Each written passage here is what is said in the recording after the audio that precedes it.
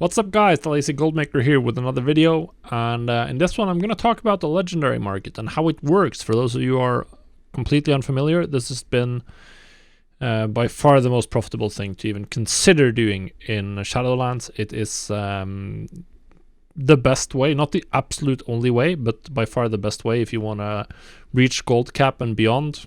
And as I've covered in my other video on 9.2, it's looking incredibly profitable in 9.2. So if you want to get into it, here's what you need to know and how I approach the market. So let's dive in. So Legendaries, the best in slot, super powerful armor that everyone in the game is going to want on their character.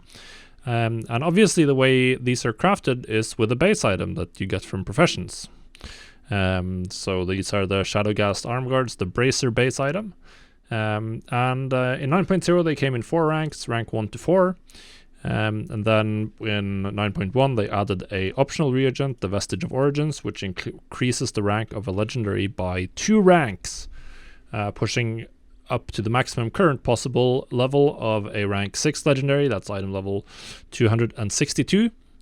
And obviously sells really well. This is what everyone in the game wants at least one of these right now. Because it's best in slot gear, so everyone wants it. Everyone wants to be powerful. That's why it's so profitable.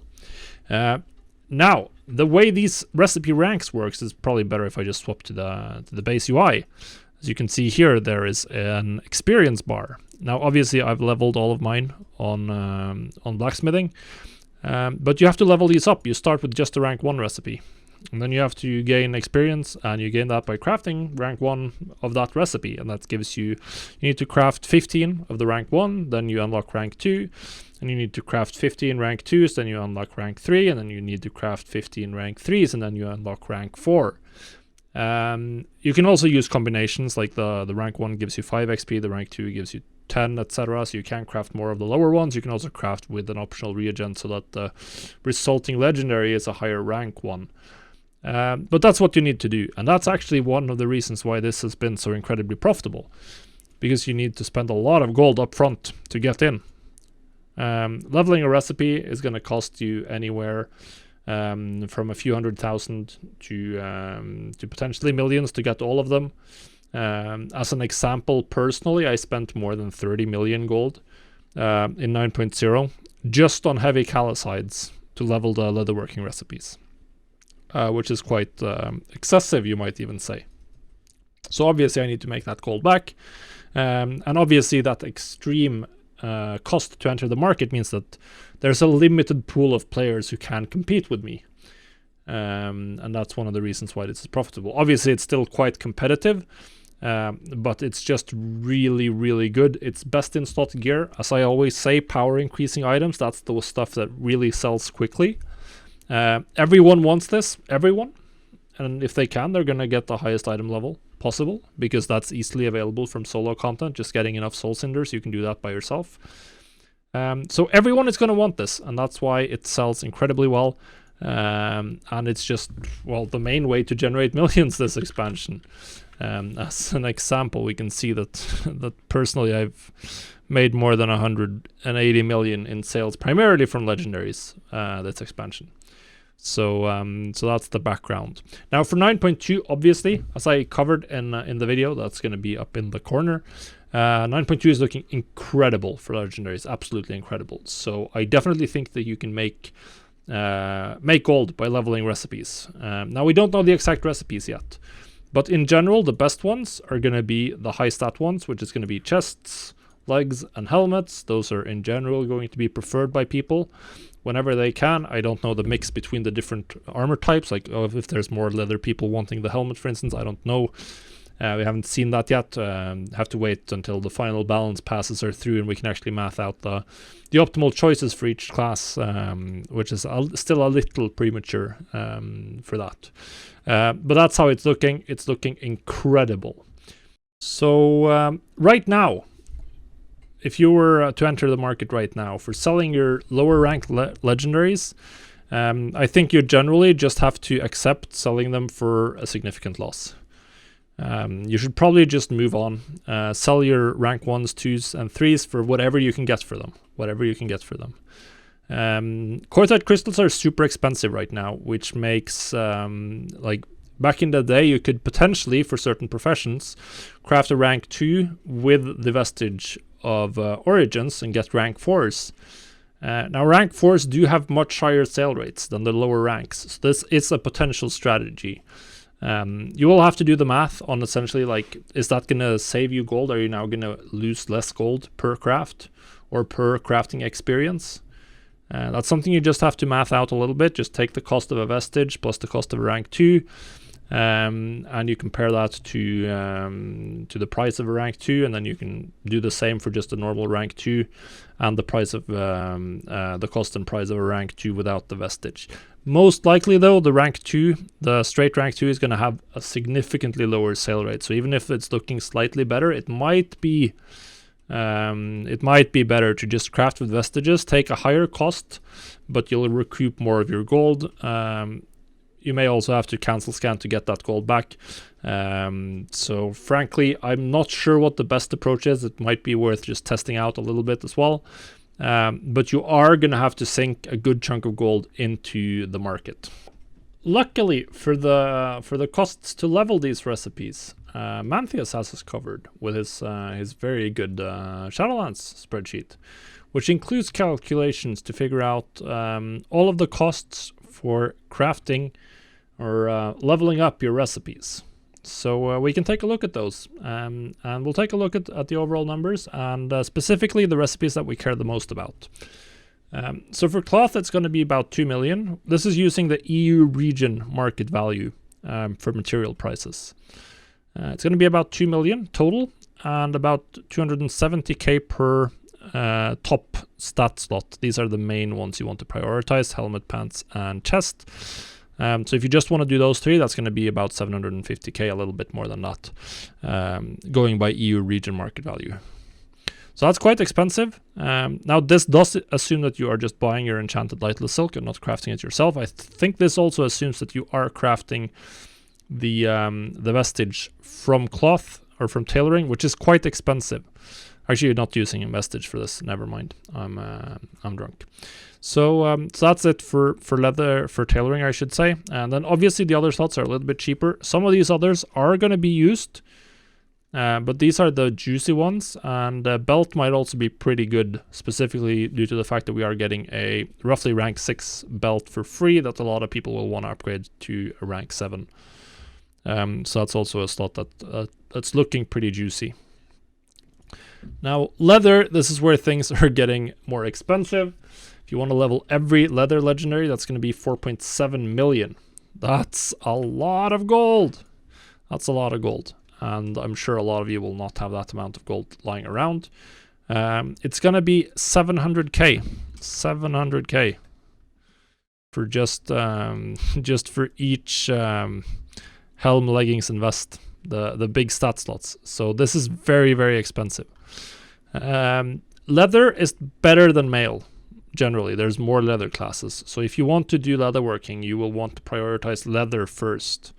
And I would prioritize these slots and then the belt, and then we'll take a look. You'd take a look at the more popular leather specs, which means rogues, boomkin, demon hunter. Check out which slots the various specs are going to favor, particularly the ones that are looking to be meta or more likely to be bandwagoned in 9.2, and then that will shine a light on what you should prioritize. Now mail is significantly worse than leather because it's just 2 classes, and those classes are not as popular as a lot of the leather classes are as well. So you're going to see less sales here, and compared to leather, these are just not worth the time to level. The sale rate is significantly lower.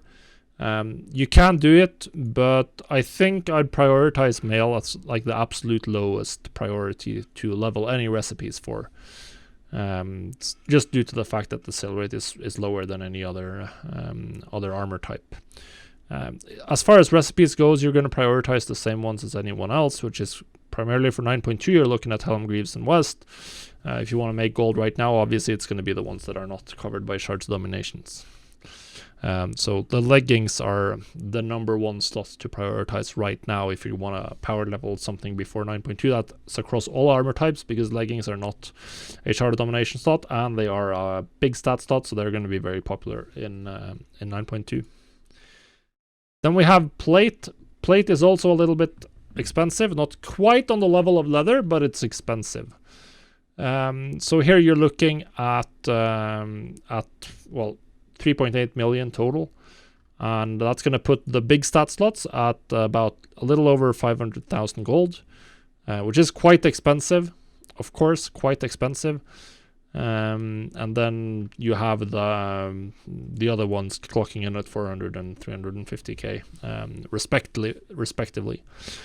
So this is expensive. The plate legs have been one of the best recipes across all of the legendary crafting professions in Shadowlands. It's been absolutely incredible in 9.0 and 9.1. And a lot of people will probably just keep their plate legs legendary if they can for 9.2. So definitely this is one to get. And then I expect, well, plate classes there's some very popular classes here.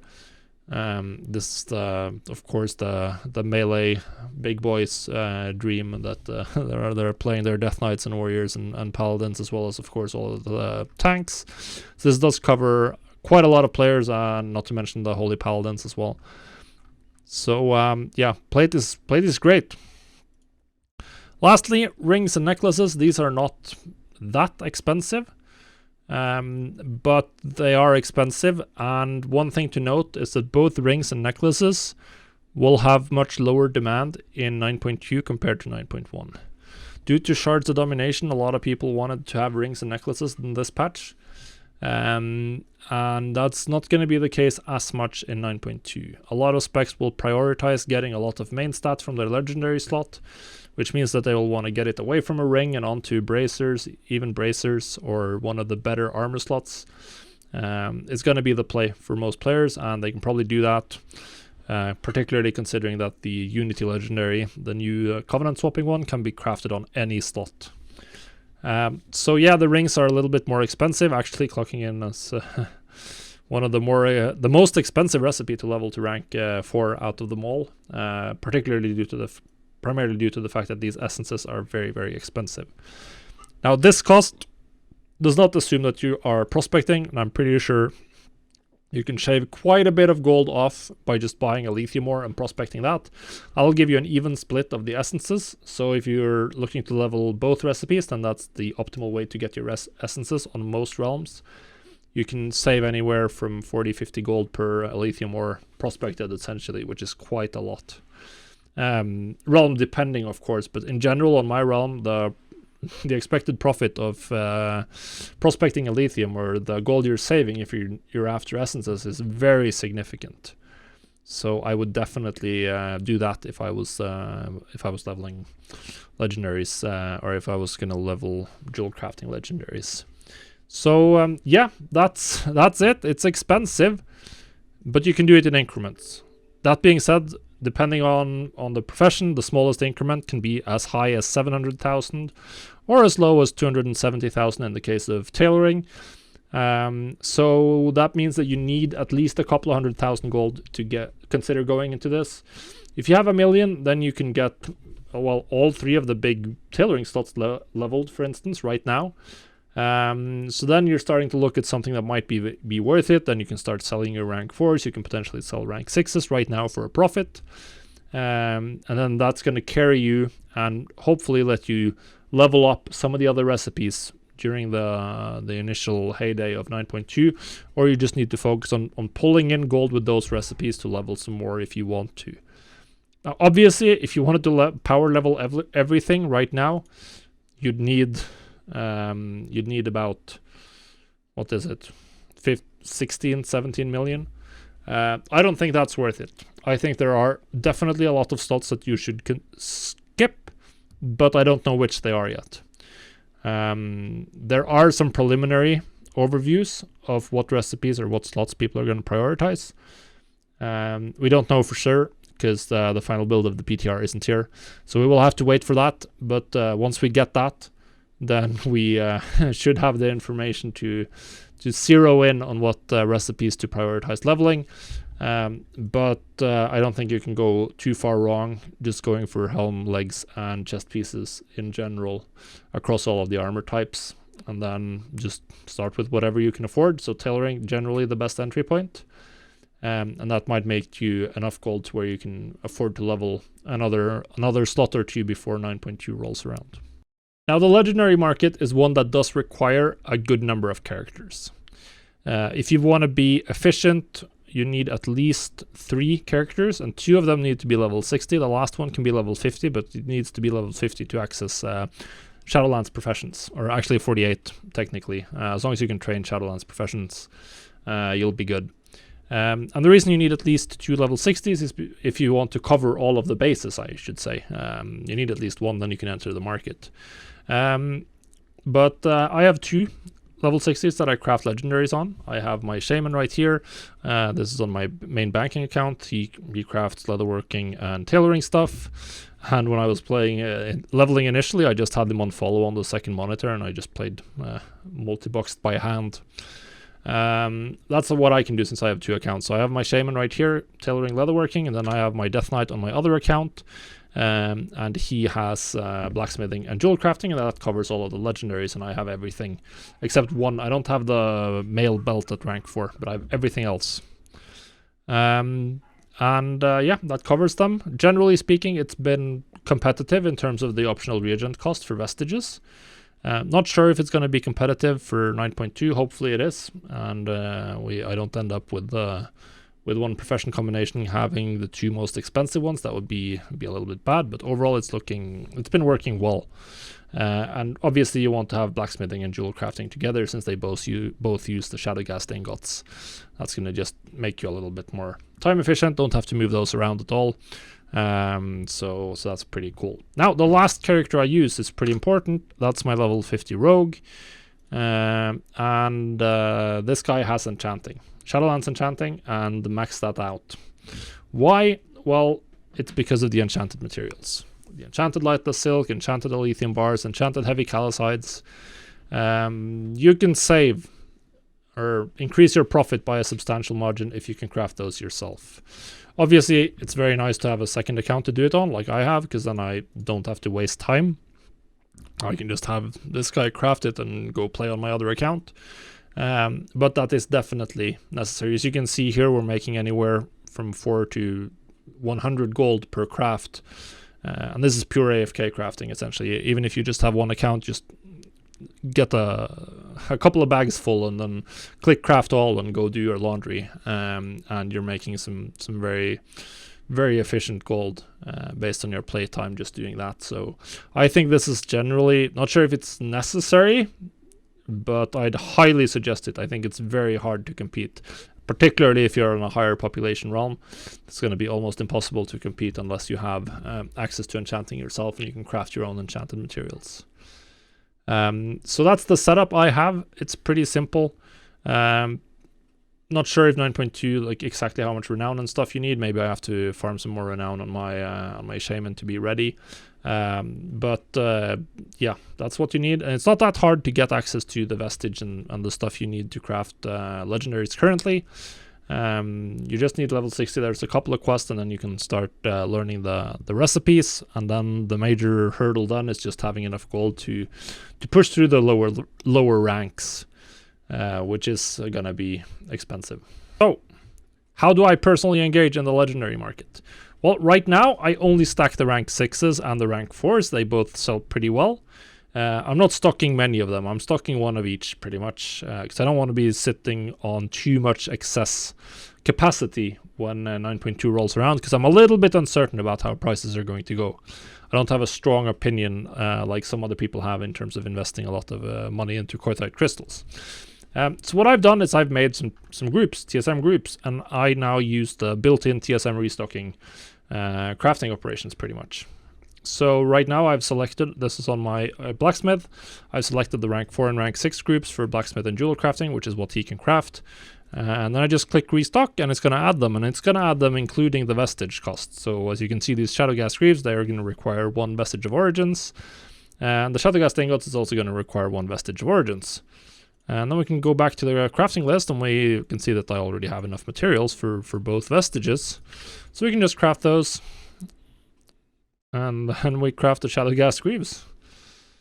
And that's it. Now, obviously, I have already leveled the recipe, so I don't need to do anything about that. We'll talk a little bit about that, what to do about leveling later, but that's really it.